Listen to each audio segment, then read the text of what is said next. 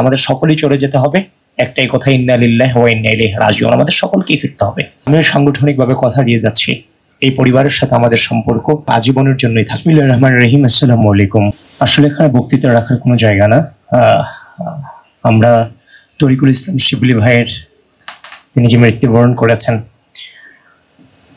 চ্যানেলাইজ কর্তৃক আজকের এই দোয়া অনুষ্ঠানে যারা উপস্থিত আছেন, আমি সকলের প্রতি শ্রদ্ধা ভরে সালাম জানাচ্ছি।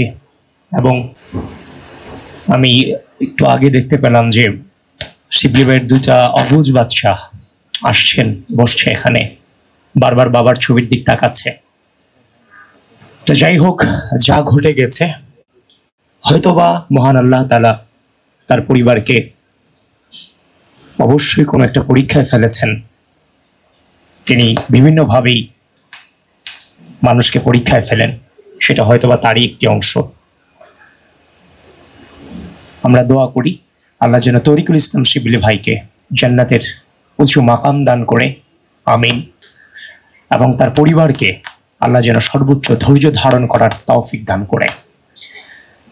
এবং তার যে অবুঝ দুটো বাচ্চা আছে, ডাকসু নির্বাচনকে কেন্দ্র করে নানান পরিস্থিতি মোকাবেলা করতে হয়েছে, যার ফলশ্রুতিতে হচ্ছে যে ওভাবে খোঁজখবর নেওয়াটা ডিফিকাল্ট হয়ে গিয়েছিল আমাদের জন্য।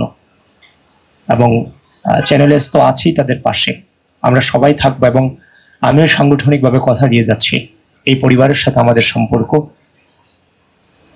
দীর্ঘদিনের এবং আজীবনের জন্যই থাকবে ইনশাআল্লাহ। আমরা তাদের পাশে থাকবো সম্মিলিতভাবে।